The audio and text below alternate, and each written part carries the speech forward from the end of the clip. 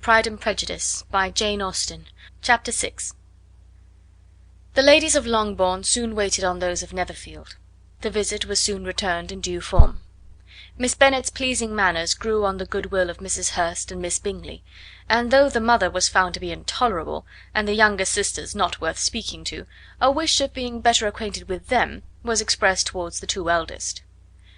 By Jane this attention was received with the greatest pleasure, but Elizabeth still saw superciliousness in their treatment of everybody, hardly excepting even her sister, and could not like them; though their kindness to Jane, such as it was, had a value as arising in all probability from the influence of their brother's admiration.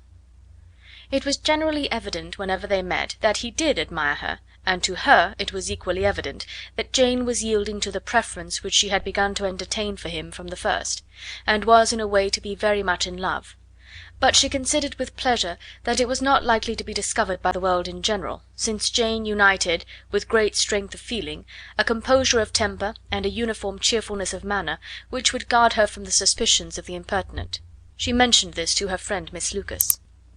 "It may perhaps be pleasant," replied Charlotte, "to be able to impose on the public in such a case, but it is sometimes a disadvantage to be so very guarded.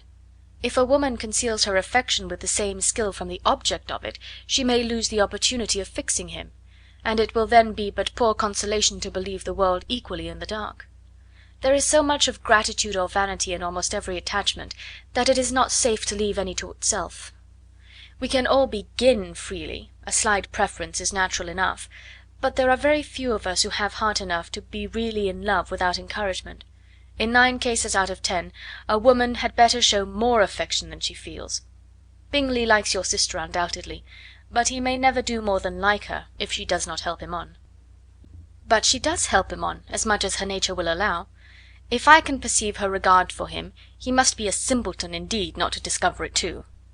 Remember, Eliza, that he does not know Jane's disposition as you do." "But if a woman is partial to a man, and does not endeavour to conceal it, he must find it out."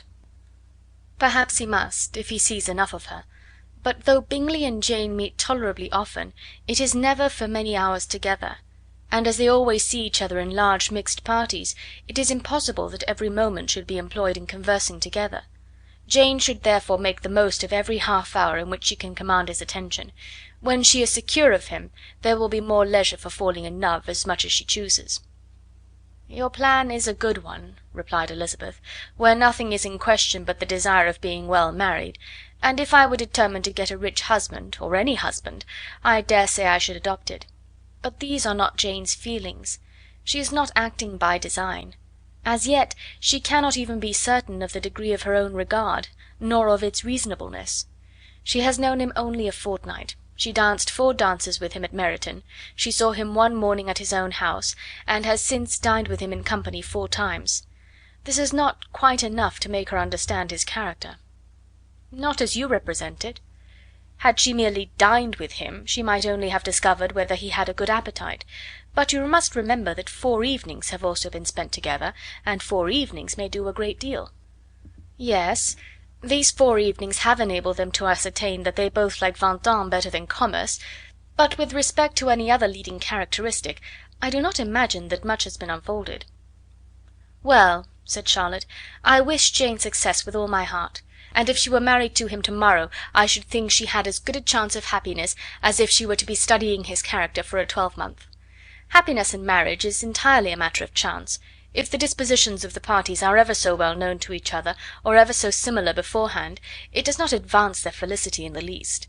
They always continue to grow sufficiently unlike afterwards to have their share of vexation, and it is better to know as little as possible of the defects of the person with whom you are to pass your life." "You make me laugh, Charlotte, but it is not sound. You know it is not sound, and that you would never act in this way yourself." Occupied in observing Mr. Bingley's attentions to her sister, Elizabeth was far from suspecting that she was herself becoming an object of some interest in the eyes of his friend. Mr. Darcy had at first scarcely allowed her to be pretty.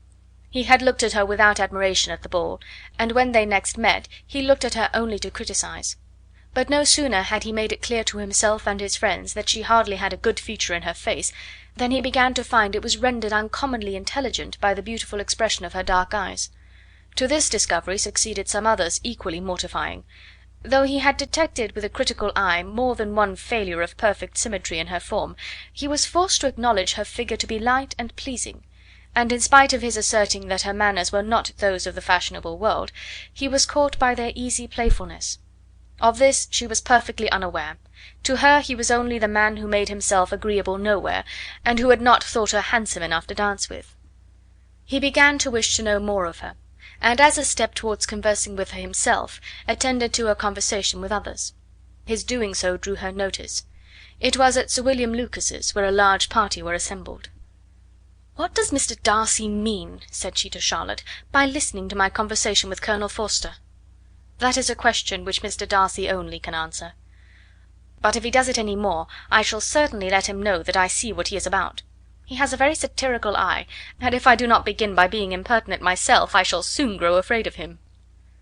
On his approaching them soon afterwards, though without seeming to have any intention of speaking, Miss Lucas defied her friend to mention such a subject to him, which immediately provoking Elizabeth to do it, she turned to him and said: "Did you not think, Mr. Darcy, that I expressed myself uncommonly well just now, when I was teasing Colonel Forster to give us a ball at Meryton?" "With great energy, but it is always a subject which makes a lady energetic." "You are severe on us." "It will be her turn soon to be teased," said Miss Lucas. "I am going to open the instrument, Eliza, and you know what follows." "You are a very strange creature by way of a friend, always wanting me to play and sing before anybody and everybody. If my vanity had taken a musical turn, you would have been invaluable; but as it is, I would really rather not sit down before those who must be in the habit of hearing the very best performers." On Miss Lucas's persevering, however, she added: "Very well, if it must be so, it must." And gravely glancing at Mr. Darcy, "There is a fine old saying, which everybody here is of course familiar with, 'Keep your breath to cool your porridge,' and I shall keep mine to swell my song." Her performance was pleasing, though by no means capital. After a song or two, and before she could reply to the entreaties of several that she should sing again, she was eagerly succeeded at the instrument by her sister Mary, who, having in consequence of being the only plain one in the family worked hard for knowledge and accomplishments, was always impatient for display. Mary had neither genius nor taste, and though vanity had given her application, it had given her likewise a pedantic air and conceited manner, which would have injured a higher degree of excellence than she had reached. Elizabeth, easy and unaffected, had been listened to with much more pleasure, though not playing half so well, and Mary, at the end of a long concerto, was glad to purchase praise and gratitude by Scotch and Irish airs, at the request of her younger sisters, who, with some of the Lucases and 2 or 3 officers, joined eagerly in dancing at one end of the room. Mr. Darcy stood near them in silent indignation at such a mode of passing the evening, to the exclusion of all conversation, and was too much engrossed by his thoughts to perceive that Sir William Lucas was his neighbour, till Sir William thus began: "What a charming amusement for young people this is, Mr. Darcy. There is nothing like dancing after all. I consider it as one of the first refinements of polished society." "Certainly, sir, and it has the advantage also of being in vogue amongst the less polished societies of the world. Every savage can dance." Sir William only smiled. "Your friend performs delightfully," he continued after a pause, on seeing Bingley join the group, "and I doubt not that you are an adept in the science yourself, Mr. Darcy." "You saw me dance at Meryton, I believe, sir?" "Yes, indeed, and received no inconsiderable pleasure from the sight. Do you often dance at St. James's?" "Never, sir." "Do you not think it would be a proper compliment to the place?" "It is a compliment which I never pay to any place, if I can avoid it." "You have a house in town, I conclude?" Mr. Darcy bowed. "I had once had some thought of fixing in town myself, for I am fond of superior society, but I did not feel quite certain that the air of London would agree with Lady Lucas." He paused in hopes of an answer, but his companion was not disposed to make any, and Elizabeth at that instant moving towards them, he was struck with the action of doing a very gallant thing, and called out to her: "My dear Miss Eliza, why are you not dancing? Mr. Darcy, you must allow me to present this young lady to you as a very desirable partner. You cannot refuse to dance, I am sure, when so much beauty is before you." And taking her hand, he would have given it to Mr. Darcy, who, though extremely surprised, was not unwilling to receive it, when she instantly drew back, and said with some discomposure to Sir William: "Indeed, sir, I have not the least intention of dancing. I entreat you not to suppose that I moved this way in order to beg for a partner." Mr. Darcy, with grave propriety, requested to be allowed the honour of her hand, but in vain. Elizabeth was determined, nor did Sir William at all shake her purpose by his attempt at persuasion. "You excel so much in the dance, Miss Eliza, that it is cruel to deny me the happiness of seeing you; and though this gentleman dislikes the amusement in general, he can have no objection, I am sure, to oblige us for one half hour." "Mr. Darcy is all politeness," said Elizabeth, smiling.